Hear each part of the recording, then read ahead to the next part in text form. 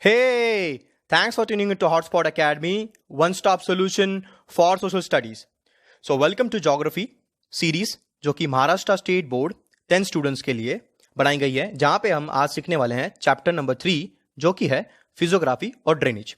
देखो, ये चैप्टर शुरू करने से पहले कुछ important instructions. The PPT would be in English, right, and I will be teaching in Hindi. If in case you want me to record this in English, do let me know in the comment section. ठीक है, तो चलिए video को आगे बढ़ाते हैं और कुछ बातें समझते हैं। देखो, यहां पे हम कुछ पिक्चर्स का इस्तेमाल करेंगे, उसके बाद कुछ वीडियोस का इस्तेमाल करेंगे ताकि आपके जो कॉन्सेप्ट्स है आप उनको देख पाओ और उनको समझ पाओ, both physiography as well as drainage. तो क्या करना है, रटना नहीं है चीजों को, रोट लर्निंग नहीं करना है, धीरे धीरे बस ध्यान देते चलना, धीरे धीरे सब कुछ समझ में आएगा। तो ये हो सकता है ये वीडियो लंबा हो, तो फर्स्ट पार्ट में हम कवर करेंगे physiography of both India as well as Brazil, और सेकेंड पार्ट में हम कवर करेंगे ड्रेनेज सिस्टम। ठीक है, चलिए वीडियो को आगे बढ़ाते हैं और हम समझते हैं ये हमारा प्यारा भारत, इसके अंदर क्या क्या फिजियोग्राफी है और क्या कौन कौन से ड्रेनेज सिस्टम है।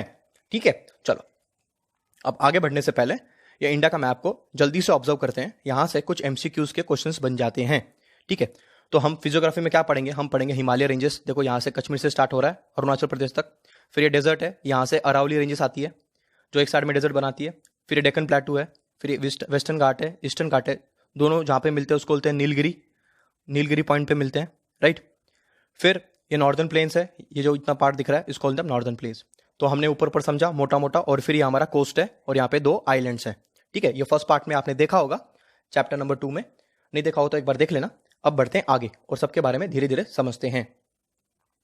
अब हिमालयस क्या है, जूम कर लेते हैं तो आपको समझ में आएगा। देखो, ये हिमालयस है।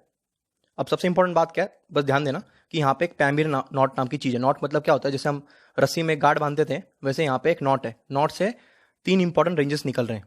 ठीक है, जिसमें एक है हिंदकुश रीजन, दूसरा है कुनलुन माउंटेन्स, यहाँ पे दिख लो, और तीसरा जो है वो हिमालयस है। तो हमें क्या समझना है, हिमालयस का भी जो ओरिजिन होता है यहाँ से होता है पैम्बीर नॉट से, जो कि ताजिकिस्तान के ईस्ट में है। ठीक है, अब यहाँ से आएगा तो एंटर करेगा कहाँ से, जम्मू एंड कश्मीर में। तो स्टार्ट कहाँ से होता है, जम्मू एंड कश्मीर में, एंड कहाँ पे हो रहा है, यहाँ पे अरुणाचल प्रदेश में। तो यहाँ से स्टार्ट होकर यहाँ पे एंड हो रहा है, यहाँ पे पूरे रेंजेस है। ठीक है, अब हमने इतना बात समझा, अब कुछ और बात समझते हैं कि ये जो हिमालय रेंजेस है इसको हम बोलते हैं यंग फोल्ड माउंटेन्स। यंग क्यों बोलते हैं और फोल्ड क्यों बोलते हैं, देखो आपने 9th में पढ़ा होगा, हम फोल्ड माउंटेन्स उनको बोलते हैं जब 2 प्लेट कन्वर्जन प्लेट होते हैं, जब वो कन्वर्ज करते हैं। कन्वर्ज मतलब 2 प्लेट यहाँ से आ रही है, एक प्लेट यहाँ से आ रही है, एक साइड पास करेगी, दूसरे अपलिफ्ट करेगी, तो यहाँ से क्या होगा, लावा बाहर निकलेगा और ऐसा माउंटेन बनेगा जैसे यहाँ पे बन गया। तो हम इसको क्या बोलेंगे, हम इसको बोलेंगे यंग, इसको बोलेंगे फोल्ड माउंटेन्स। यंग क्यों, क्योंकि ये लावा जो है अभी तक सेटल नहीं हुआ, अभी भी इरप्ट हो रहा है। ठीक है, तो हमने क्या समझा, हिमालय जो है वो है यंग फोल्ड माउंटेन्स। अब फिर से जूम करते हैं और समझते हैं हिमालय के अंदर कई माउंटेन रेंजेस हैं। तो हमने उसको 4 इंपॉर्टेंट माउंटेन रेंजेस में डिवाइड किया है। सबसे ऊपर जो आता है उसको हम बोलते हैं ट्रांस हिमालयस, थोड़ा कलर चेंज कर लेते हैं, उसको लेंगे हम ट्रांस हिमालयस। उसके नीचे जो आएगा उसको बोलेंगे हम ग्रेटर हिमालयस, जिसको हिमगिरी बोलते हैं। उसके नीचे आएगा उसको लेंगे लेसर हिमालयस, और सबसे लास्ट में जो आएगा उसको लेंगे शिवालिक। ठीक है, अब ये नॉर्थ टू साउथ है, और जो साउथ वाला पार्ट है वो सबसे यंगेस्ट है, ये सबसे यंगेस्ट है और ये सबसे ओल्डेस्ट है। तो जैसे जैसे नीचे आएंगे हम वैसे यंग मिलते जाएंगे, जैसे ऊपर जाएंगे सबसे ओल्डेस्ट मिलते जाएगा हमको। तो हमने क्या समझा, पैम्बीर नॉट से स्टार्ट हो रहा है, ठीक है, जम्मू कश्मीर से लेकर अरुणाचल प्रदेश तक, उसमें 4 इंपॉर्टेंट रेंजेस है। तो यहाँ पे हमारा हिमालय हुआ खत्म। अब फटाक से देख लेते हैं क्या क्या पढ़ा हमने। तो व्हाट यू अंडरस्टूड कि ये यंग फोल्ड माउंटेन है, अभी हमने समझा क्यों, क्योंकि अभी भी इरप्ट हो रहा है। फिर पैम्बीर नॉट से स्टार्ट हो रहा है, ताजिकिस्तान के ईस्ट में है, और ये पैरेलल रेंजेस है जिसके अंदर 4 रेंजेस आती है, स्टार्टिंग फ्रॉम ग्रेटर, मतलब ट्रांस आएगा, फिर ग्रेटर आएगा, फिर लेसर आएगा, और फिर शिवालिक आएगा। ये उल्टा लिखा हुआ है हमने नॉर्थ टू साउथ समझा। ठीक है, चलो इसको लिख लेना पॉज करके। अब बढ़ते हम आगे और आप समझते हैं नॉर्दर्न प्लेन्स के बारे में। नॉर्दर्न प्लेन्स के बारे में समझने से पहले इसको करते हैं जूम, और हमने जैसे पहले समझा था नॉर्दर्न प्लेन्स का लोकेशन कहाँ पे है। देखिए, नॉर्दर्न प्लेन्स लोकेटेड है यहाँ पे, ये कुछ पंजाब वाला पार्ट लेके यहाँ से लेके वेस्ट बंगाल तक, इतना जो पार्ट है इसको बोलेंगे नॉर्दर्न प्लेन्स।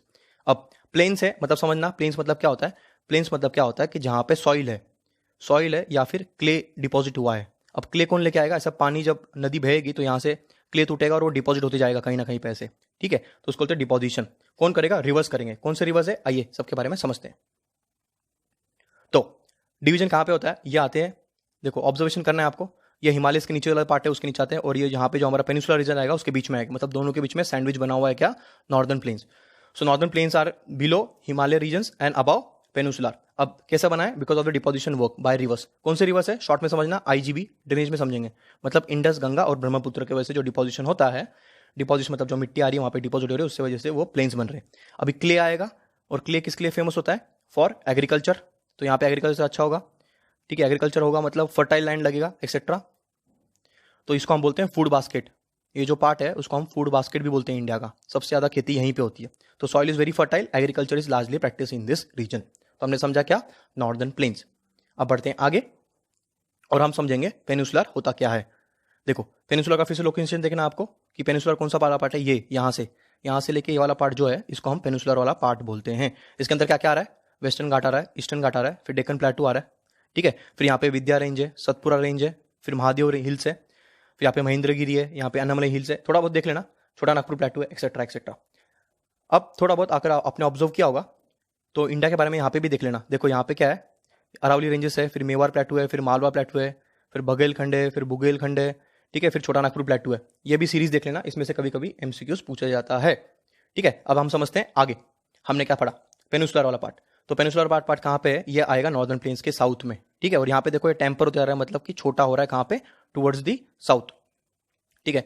ओल्डेस्ट रेंज है यहाँ पे अरावली का, अरावली माउंटेन्स है यहाँ पे, जो गुजरात से स्टार्ट होती है और दिल्ली तक जाती है अरावली। और अरावली कैसे क्या होता है? एक साइड में डेजर्ट है और एक साइड में हमारा डेसिडियस फॉरेस्ट है। इसको हम पढ़ेंगे क्लाइमेट में। तो क्या समझना है? यहाँ पे अरावली रेंजेस है जो ओल्ड है।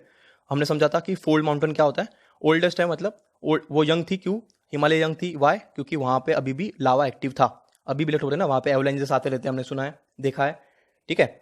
तो उस वाली बात है। तो यहाँ पे कुछ इतना होता नहीं है, इसलिए oldest fold mountains are here, ठीक है। अब यहाँ पे सीरीज ऑफ प्लेटूज हमने समझा, वेस्टर्न घाट, ईस्टर्न घाट, विद्या रेंज, सतपुरा रेंज। तो ये सब पार्ट जो है उसको हम बोलेंगे पेनिनसुलर। इतना पार्ट हम बोलेंगे पेनिनसुलर, ठीक है। अब थोड़ी सी बात ध्यान देना, फटाफट समझाते हैं। जो वेस्टर्न घाट है इसका हाइट जो है वो कंपेरेटिवली हायर है when compares to Eastern Ghat. Eastern Ghat का हाइट थोड़ा छोटा है।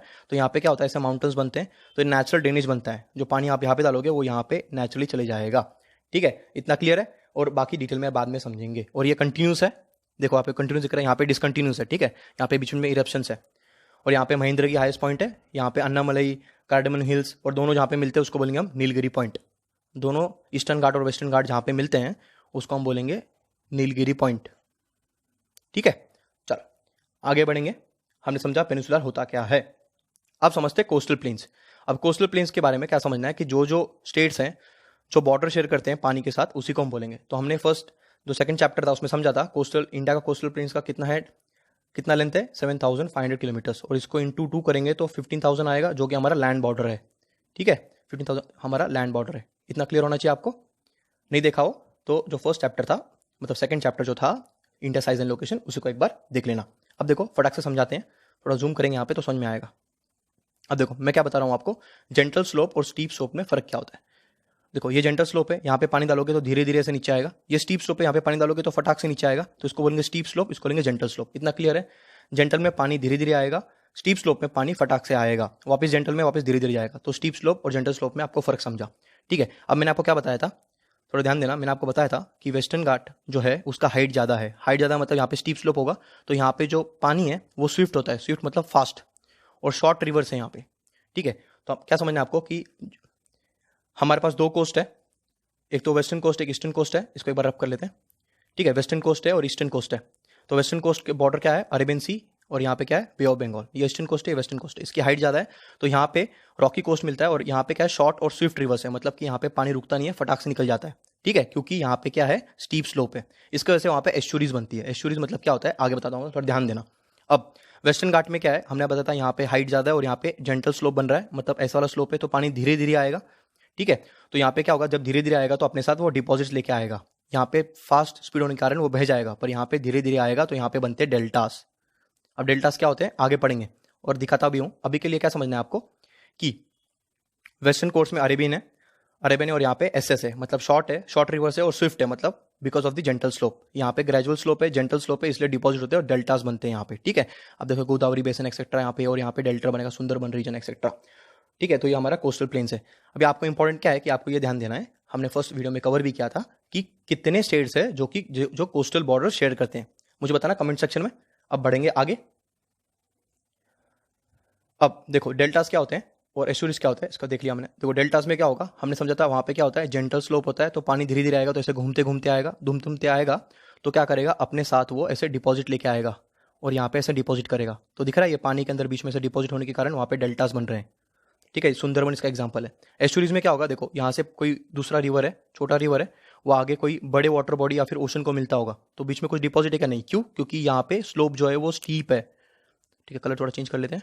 यहाँ पे कलर जो है मतलब फ्लो जो है वो स्टीप है। ठीक है, यहाँ पे जो स्लोप है वो स्टीप है, तो यहाँ से डायरेक्ट पानी यहाँ पे आके मिल रहा है और यहाँ पे दूसरे वाटर बॉडी में जाके मिल जा रहा है, तो उसको बोलेंगे हम एस्चुरीज। ठीक है, तो एस्चुरीज कहाँ पे मिलते हैं हमको, एस्चुरीज मिलते हैं हमको वेस्टर्न कोस्ट में, और ईस्टर्न कोस्ट में क्या मिलते हैं हमको, डेल्टास मिलते हैं। ठीक है, चलो अब आगे बढ़ेंगे, थोड़ा ध्यान देना और उसको वीडियो की तरफ समझते हैं। अब ये एस्चुरीज क्या होता है, फटाक से देखो, यहाँ से ये छोटा सा रिवर है कोई, जो अपने साथ देखो स्टीप स्लोप होने के कारण पानी डायरेक्ट बह रहा है, जिसे आप देख सकते हो, राइट। थोड़ा थोड़ा डिपॉजिट है पर वो इतने ज़्यादा मात्रा में नहीं है, और ये पानी जैसे बहते बहते जाएगा और अपने साथ ये कोई बड़े ओशन या फिर बड़े बॉडी में जाके ऐसे मिल जाएगा, जैसे हम यहाँ पे देख सकते हैं, दिख रहा है। तो यहाँ पे कोई डिपॉजिट मिल रहा है आपको, यहाँ पे कुछ सेक्शन में डिपॉजिट दिख रहा है आपको, नहीं। ठीक है, चलो अब आगे बढ़ते हैं और समझते हैं ये डेल्टास। हमने एग्जांपल लिया सुंदरबन डेल्टास का, ऐसे कई डेल्टास है इंडिया में, पर ये बेस्ट एग्जांपल है समझने के लिए डेल्टास होते क्या है। अब यहाँ पे ध्यान देना कि यहाँ पे क्या होगा, यहाँ पे होगा ग्रेजुअल स्लोप, ग्रेजुअल स्लोप होने के कारण वहाँ पे डिपोजिशन होगा रिवर के द्वारा, जैसे यहाँ पे देख सकते हो आप, ये डिपोजिशन की वजह से क्या हो रहा है, देखना ये सुंदरबन, देखो ये दिखा पीछे, ये सब डिपॉजिट्स है।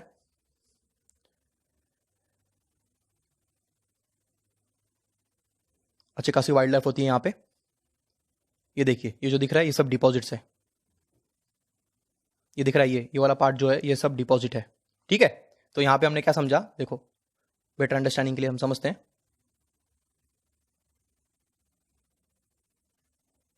बस एक मिनट देना, थोड़ा वहां पर रुकाते हैं।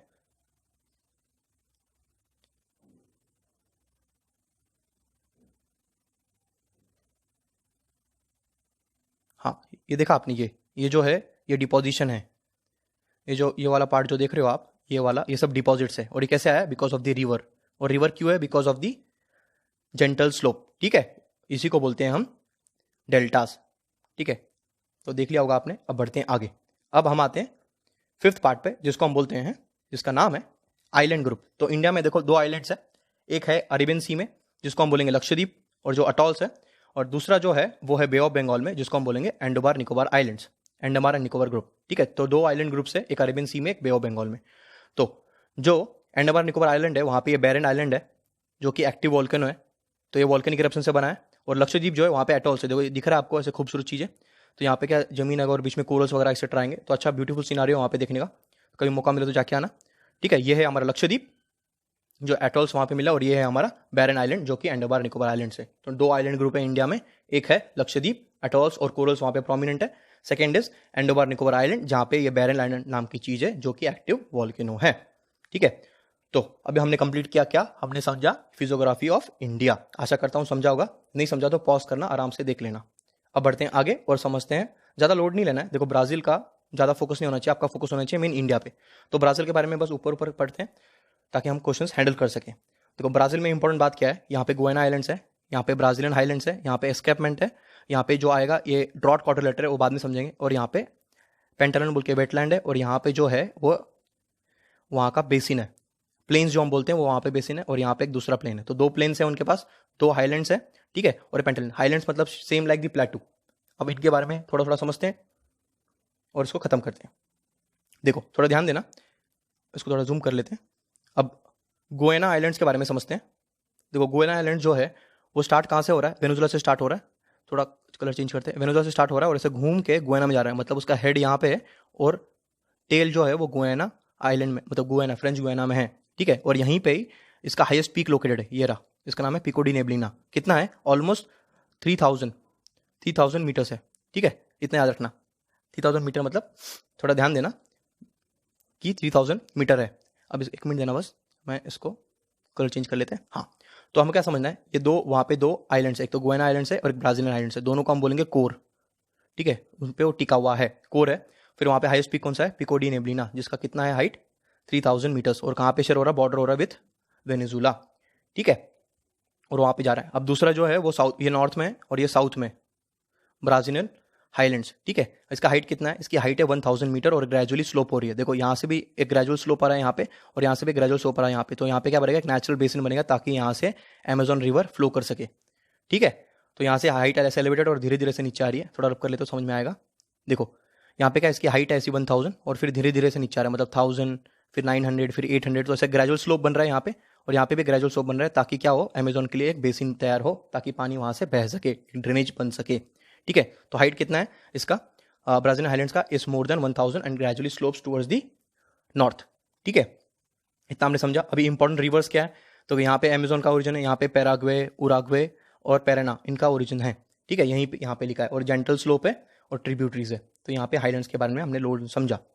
तो कौन कौन से आइलैंड्स है, एक तो गुएना आइलैंड्स है जो कि नॉर्थ में है, ब्राजील आइलैंड्स है जो कि साउथ में है, ठीक है। और वो ग्रेजुअली स्लोप हो रहा है, हाईएस्ट पीक कहाँ पे, पिको डी नेब्लिना जो कि वेनेजुएला के साथ है, ठीक है। चलो आगे बढ़ेंगे और हम समझते हैं एस्कार्पमेंट। एस्कार्पमेंट एक्चुअली आपको नेक्स्ट चैप्टर में आएगा डिटेल में, अब यहाँ पे थोड़ा समझ लेते हैं उसके बारे में। एस्कार्पमेंट कहाँ पे लोकेटेड है, ये वाला पार्ट, मतलब कौन सा है, ये साउथ है और ये कौन सा पार्ट है, वेस्ट है कि ईस्ट है, ये ईस्ट है, ठीक है। सो साउथ ईस्ट पार्ट जो है लोअर वहाँ पे दिखता है आपको, तो साउथ ईस्टर्न पार्ट में। और यहाँ से समझो कि साउथ ईस्ट मतलब यहाँ से एक विंड आएगी जिसको हम ट्रेड विंड्स बोलते हैं। अब trade winds are also called as monsoon winds. अभी क्लाइमेट में आराम से समझेंगे, पर अभी समझना साउथ ईस्ट से जो विंड्स आएंगे उसको ये ब्लॉक करती है। ब्लॉक करती कारण क्या होता है, यहाँ पे बरसात होती है और यहाँ पे बनता है ये वाला पार्ट जो है, यहाँ पे बनता है ड्रॉट, मतलब यहाँ पे बरसात नहीं होता है, इसको बोलते हैं रेन शेडो एरिया। क्या होता है, इसको बोलते हैं ओरोग्राफिक रेनफॉल। क्या होता है आगे बताता हूँ, अब एक लिए ध्यान देना है कि एस्कार्पमेंट कहाँ पे लोकेटेड है, यहाँ पे लोकेटेड। इसकी हाइट कितनी है रफली समझना है, 800 मीटर है। मतलब ब्राजीलियन हाईलैंड्स की हाइट कितनी थी, 1000 मीटर थी, है ना। इसकी कितनी है, उससे कम है। और ये क्या कर रहा है, ट्रेड विंड्स को ब्लॉक कर रहा है। इसकी वजह से क्या होता है, यहाँ पे ओरोग्राफिक रेनफॉल होती है और यहाँ पे बनता है ड्रॉट क्वाड्रिलेटरल, इसको बोलते हैं ग्रेट एस्कार्पमेंट, ठीक है। चलो, और ये लोकेशन कहाँ पे, साउथ में। अब आगे बढ़ेंगे। अब ओरोग्राफिक रेनफॉल क्या होता है थोड़ा ध्यान देना, थोड़ा समझ में आएगा फिर आपको, ठीक है। देखो ओरोग्राफिक रेनफॉल क्या होता है, जब यहाँ से विंड्स ऊपर जाएंगी तो इसके अंदर होता है मॉइस्चर। और मॉइस्चर से क्या होता है, मॉइस्चर से बनते हैं क्लाउड्स। तो जब और मॉइस्चर ऊपर जाएगा क्लाउड्स के अंदर क्या होगा, और पानी मतलब कि और मॉइस्चर जाएगा तो एक टाइम के बाद उसकी होल्डिंग कैपेसिटी खत्म हो जाएगी, तो वहाँ पे टर्बुलेंस होगा और वहाँ पे रेनफॉल होगा। अब रेनफॉल होने से कारण ये मॉइस्चर पूरा खत्म हो जाएगा। जब ये विंड ऊपर जाएगी और ऊपर जाएगी और माउंटेन को क्रॉस करेगी तो यहाँ पे क्या होगा, मॉइस्चर हो जाएगा खत्म। मॉइस्चर खत्म हो जाएगा तो क्या होगा, क्लाउड्स नहीं बनेंगे, और क्लाउड्स नहीं बनेंगे तो फिर क्या होगा, रेनफॉल नहीं होगा। इसलिए ये साइड में होता है रेन शैडो एरिया। इसको बोलेंगे विंडवर्ड पार्ट। विंडवर्ड साइड में हमेशा बरसात गिरता है, लीवर्ड साइड में बरसात नहीं गिरता, इसको हम बोलेंगे रेन शैडो एरिया, ठीक है। इसको हम बोलेंगे रेन शैडो एरिया या फिर रेन शैडो पार्ट। तो रेन शैडो पार्ट की वजह से ही क्या होता है, हमारे यहाँ पे अरावली जाने के वजह ये साइड में जो डेजर्ट बनता है because of rain shadow area, और यहाँ पे बिकॉज ऑफ एस्कार्पमेंट एक जगह पे बरसात हो रही है और एक जगह पे ड्रॉट क्वाड्रिलेटर बन रहा है। इसको हम और डिटेल में समझेंगे जब हम क्लाइमेट के बारे में डिटेल में समझेंगे कि मानसून कैसे आता है और कैसे जाता है। अभी के लिए आपको बस इतना समझना है ओरोग्राफिक रेनफॉल होता क्या है, ठीक है। आशा करता हूँ ये समझा होगा आपको। अब बढ़ते हैं आगे और उनके कोस्ट के बारे में समझते हैं। देखो इनका जो कोस्ट है इंडिया से थोड़ा सा कम है और या फिर अप्रोक्सीमेटली सेम है। इंडिया का 7500 था, यहाँ पे 7400 है। अब इनका जो कोस्ट है वो दो इसमें डिवाइडेड है। इतना वाला जो पार्ट है उसको हम बोलेंगे नॉर्दर्न पार्ट और यहाँ से जो नीचे वाला पार्ट है उसको बोलेंगे हम ईस्टर्न पार्ट, ठीक है। अब यहाँ से क्या है, mouth of the river including Amazon. तो देखो यहाँ पे क्या है, नॉर्थ में कौन सा रिवर फ्लो कर रहा है, ये अमेजोन रिवर फ्लो कर रहा है, नीचे पैराग्वे फ्लो कर रहा है और यहाँ पे डिपोजिशन के कारण छोटे छोटे large number of small reverse है वहाँ पे साउथ में, ईस्टर्न पास में। ये जो कोस्ट है यहाँ पे large number of small reverse है, तो थोड़ा बहुत डिपोजिशन कर देंगे और वहाँ पे लार्ज नंबर ऑफ बीचेस और सैंड ड्यूज मिलते हैं। क्यों, यहाँ पे जाएंगे तो डिपोजिशन लेके जाएंगे और बीचेस और सैंड ड्यूज वहाँ पे बनाएंगे। अब बात क्या समझना है कि बस इसका एक साइड ही है जो वाटर बॉडी को या जिसका वाटर बॉडी, और वो क्या है, नॉर्थ अटलांटिक ओशन। और वो कौन सा पार्ट है, नॉर्थ से लेकर ईस्टर्न पार्ट। ये वाला पार्ट जो है वो शेयर नहीं करता, ठीक है। हमने क्या समझा था, पेनिसुलर, इंडिया में पेनिसुलर था, मतलब तीनों साइड जो वाटर से जब कवर्ड होगी उसको हम बोलेंगे पेनिसुलर, ठीक है। इसका बस एक ही साइड है तो ये पेनिसुलर नहीं है, ठीक है। और किसके साथ वाटर बॉडी शेयर करता है, which ocean is North Atlantic Ocean, clear है। चलो अब आगे बढ़ेंगे, बस थोड़ा सा ध्यान देना। सो करते हैं थोड़ा सा रब और बढ़ते हैं आगे। तो Brazilian coast is protected by some areas by coral reefs and atolls. तो हमारे पास जैसे अटॉल्स और कोरल रीफ्स है तो इनके पास भी अटॉल्स और कोरल रीफ्स, हमने पीछे देखा था अटॉल्स क्या होता है, कोरल रीफ्स क्या होता है, राइट। यहाँ पे ध्यान देना, यहाँ पे कोई एक्टिव वॉल्केनो अभी तक तो मिला नहीं है। हमारे पास कौन सा एक्टिव वॉल्केनो था बताना मुझे कमेंट सेक्शन में, और कौन से आइलैंड्स में मिलता है वो बताना, ठीक है। अभी तो कोस्ट की बात कर रहे हैं हम, ठीक है। तो बढ़ते हैं आगे। अभी देखो Brazil highlands connected by large number of beaches and sand dunes. यहाँ पे beaches, large number of beaches है। एक लंबा सा बीचेस है उसका नाम है कसिनो। तो देखना कसिनो बीच कहाँ पे और उसकी क्या खास बात है, ठीक है।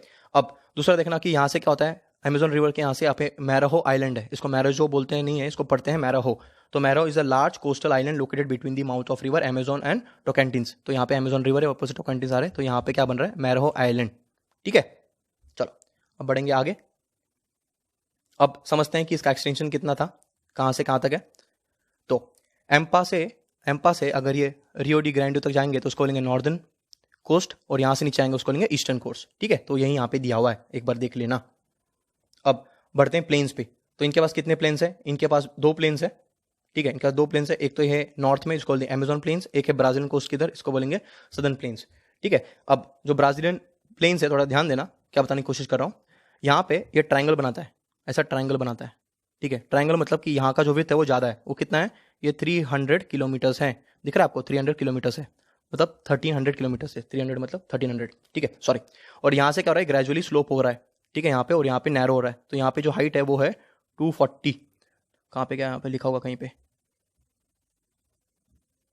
ठीक है कोई बात नहीं, नहीं लिखा तो ये 240 है। आगे जो शॉर्ट नोट्स है उसमें मिल जाएगा आपको। तो ये 240 किलोमीटर है। तो क्या हो रहा है, यहाँ पे वाइडर है और ग्रेजुअली स्लोप कहाँ पे हो रहा है, यहाँ पे। और यहाँ पे क्या बन रहा है, आइलैंड बन रहा है जिसका नाम है मैराहो आइलैंड। ठीक है, और ये किसके वजह से बन रहा है, कौन सा इंपॉर्टेंट रिवर है यहाँ पे, अमेजोन। ठीक है, और ये ब्राजील के यहाँ से 4 इंपॉर्टेंट रिवर है, देखो पैराग्वे, पैराना और उराग्वे, ये इंपॉर्टेंट रिवर्स है। और ये कहाँ पे, साउथ में। और यहाँ पे क्या बना रहे हैं, और यहाँ पे प्लेन्स बना रहे हैं। ठीक है, अब यहाँ पे क्या है, एक तो पानी बहुत ज़्यादा है यहाँ पे, ऑलमोस्ट गंगा से 90% पानी ज़्यादा है यहाँ पे। तो पानी ज़्यादा होने के कारण यहाँ पे क्या हुआ है, ह्यूमन सेटलमेंट ऑलमोस्ट नहीं है, ह्यूमन सेटलमेंट ऑलमोस्ट नहीं है यहाँ पे। तो dense forest etcetera etcetera, Amazon के जंगल फेमस है, तो वही बात है, इतना पानी होने के कारण वहाँ पे ह्यूमन सेटलमेंट नहीं है।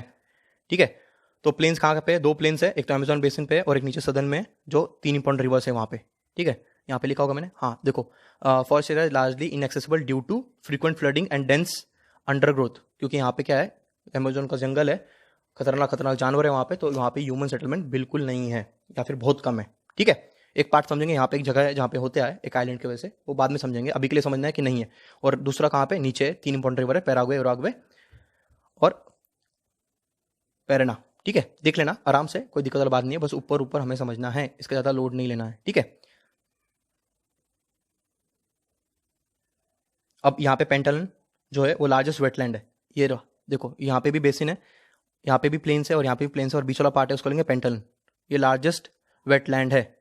सुंदरबन जो था वो लार्जेस्ट डेल्टा है। ठीक है, ये वेटलैंड है। वेटलैंड क्या होता है, देखो यहाँ पे फोटो लगाई हुई है तो आप समझ जाओ, ये दिख रहा है, इसको हम दलदल भी बोलते हैं, पानी है, थोड़ा सा लैंड भी है। ठीक है, दलदल टाइप जो होते हैं उसको बोलते हैं वेटलैंड्स। ठीक है, तो लार्जेस्ट वेटलैंड है पेंटालन, वो कहाँ पे लोकेटेड है, यहीं पे लोकेटेड है, ब्राजील में। ठीक है, चलो आगे बढ़ेंगे और हम समझते हैं आइलैंड्स। जैसे इंडिया के पास आइलैंड्स थे, इनके पास भी कुछ आइलैंड्स हैं। तो क्लासिफाइड इनटू कोस्टल आइलैंड्स और मरीन आइलैंड्स। कोस्टल आइलैंड्स वो होंगे जो लैंड, जो उनका लैंड बाउंड्री उससे कनेक्टेड हो गए। मरीन आइलैंड वो हो गए जो उनके लैंड से थोड़ा सा दूर हो गए, जैसे कि यहाँ पे दिया है 300 किलोमीटर अवे, उसको लेंगे मरीन या फिर मराइन, जैसे भी आप बोलो, जैसे प्रोनाउंस करो, आपकी इच्छा है। तो आइलैंड्स है, और यहाँ पे भी हमको क्या मिलेगा, अटॉल्स मिलेंगे। देखो अटॉल से, कोरल रीफ से बढ़िया बढ़िया चीज़ें दिखती है, वो है। ठीक है, और साउथ अटलांटिक ओशन, यहाँ पे हमने समझा था कि एक साइड ही बॉर्डर करते हैं, नॉर्थ अटलांटिक ओशन और साउथ अटलांटिक ओशन, तो यहाँ पे हमको मिल जाते हैं। ठीक है, और यहाँ पे submerge coast land etcetera etcetera, और फॉर्म ड्यू टू डिपोजिशन।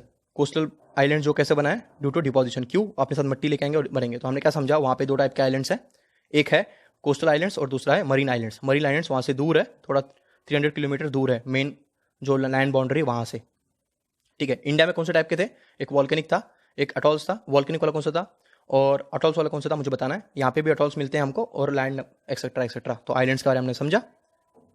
अब बढ़ते हैं आगे, और देखो यहाँ पे हमने चैप्टर किया खत्म जो था फिजियोग्राफी। अब कुछ फटाफट रिवीजन के लिए आपके लिए कुछ नोट्स लगाए, इसको आराम से देख लेना।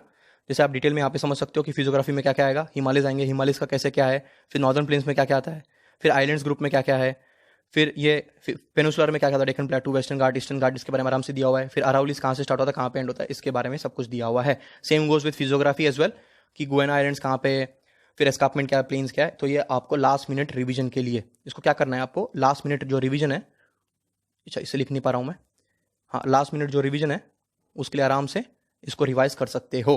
ठीक है, तो चलिए यहाँ पे हम रुकेंगे, अब नेक्स्ट पार्ट में मिलेंगे जहाँ पे हम drainage of India and Brazil, इसको आराम से डिटेल में समझेंगे। तो अभी क्या करना है आपको, इसको आराम से देखना है। अगर कोई डाउट हो तो do let me know in the comment section.